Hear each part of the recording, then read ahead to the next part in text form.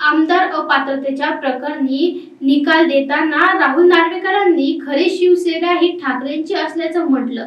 नार्वेकरांनी यावेळी कोणत्याही गटाचे आमदार अपात्र ठरवले नाही. या निकालानंतर मुख्यमंत्री एकनाथ शिंदेंनीही आपली पहिली प्रतिक्रिया दिली आहे. अपने पार्टी को एक प्राइवेट लिमिटेड पार्टी की तरह नहीं चला सकते हैं. उन्होंने जो गलत निर्णय लिया था और इसलिए इलेक्शन कमीशन ने हमें रियल पार्टी, घरानेशाही जो परिवारवाद और एकाधिकारशाही जो हुकुमशाही की हार है, एक बहुत बड़ा सबक है. सच्चाई की जीत हुई है, लोकशाही की जीत हुई है और ये मेरिट पे रिजल्ट दिया हुआ है. क्योंकि मैं पहले से कहता था कि लोकशाही में मेजॉरिटी को बहुत इम्पोर्टेंस होता है और इसलिए आज स्पीकर ने जो फैसला सुनाया है, ये लोकशाही में ये डेमोक्रेसी का जीत है. और प्राइवेट लिमिटेड पार्टी की तरह चलाते हैं, घरानेशाही जो परिवारवाद और एकाधिकारशाही जो हुकुमशाही की हार है, एक बहुत बड़ा सबक है. एक ऐसे किसी को भी लोकशाही में अपने पार्टी को एक प्राइवेट लिमिटेड पार्टी की तरह नहीं चला सकते हैं.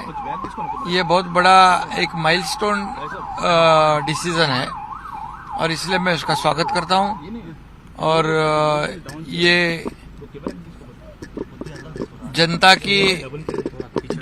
के मन में था और हमारे सब कार्यकर्ताओं की ये जीत है. सर, डिस्क्वालिफिकेशन जो आपको किया है वो डिस्क्वालिफिकेशन उनका अधिकार नहीं था, उनका राइट नहीं था. ये स्पीकर ने ये भी बताया है कि उद्धव ठाकरे के पास वो अधिकार नहीं था और उनका डिस्क्वालिफिकेशन आपको करने की कोशिश करना ठीक नहीं था, या आपको निकालना ठीक नहीं था. सर, हाँ, तो ये उन्होंने जो गलत निर्णय लिया था और इसलिए इलेक्शन कमीशन ने हमें रियल पार्टी और जो सिंबल है वो हमें दिया था. क्योंकि हमारे पास मेजॉरिटी था. अभी हमारे पास मेजॉरिटी है, असेंबली में भी है, पार्लियामेंट में भी है और इसलिए स्पीकर जी ने वो मेजॉरिटी के हिसाब से हमें रियल पार्टी बना दिया है. और इसलिए जो जिनके पास मेजॉरिटी नहीं है वो हमें निकाल नहीं सकते. मेजॉरिटी से हमको लीडर बनाया था तो मेजॉरिटी से ही निकालना चाहिए, लेकिन एक आदमी हमको नहीं निकाल सकता, ऐसा स्पीकर ने कहा है और ये लोकशाही की जीत है. सर, उन्होंने सुप्रीम कोर्ट को जाने की बात की है सर, उद्धव ठाकरे. वो तो अभी डेमोक्रेसी में तो सबको कहीं पर भी जा सकते हैं, कोर्ट में जा सकते हैं. लेकिन इतना ही मैं कहूंगा कि जो हमेशा जब उनके सपोर्ट में जो डिसीजन होता है, तब चुनाव आयोग हो या कोर्ट हो, वो उनके लिए अच्छा होता है. अगर मेरिट में जब फैसला होता है तो उसके ऊपर आरोप लगाते हैं. जैसे आज भी आरोप लगाया उन्होंने, मैच फिक्सिंग का मैनेज हुआ है.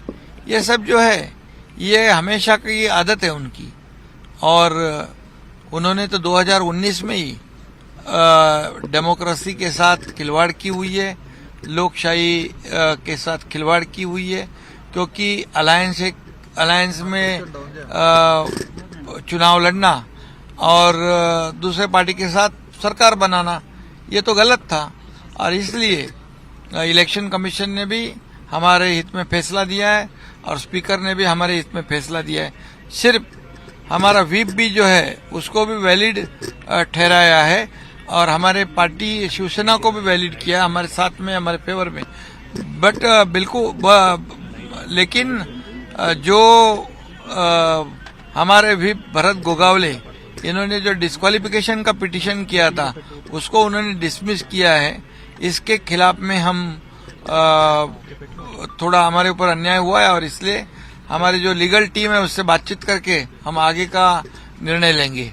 सर एक और सवाल है सर, कांग्रेस ने राम मंदिर के इनॉग्रेशन में जाने से मना किया है, उन्होंने इस पर ऑफिशियल स्टेटमेंट भी दे दिया है सर कि वो हाँ, ये तो बहुत दुर्भाग्यपूर्ण बात है, क्योंकि राम मंदिर अयोध्या ये पूरे देश में एक बड़ा उत्साह है, जल्लोष है, और पूरे राम भक्त, करोड़ों राम भक्त जो है वो बहुत आस्था से इस विषय को देखते हैं, और नरेंद्र मोदी जी ने उसे पूरा कर दिया है, योगी जी ने उसे पूरा कर दिया है, और इसलिए सभी ने उसमें सहयोग देना चाहिए था, लेकिन उन्होंने जाना मना किया है।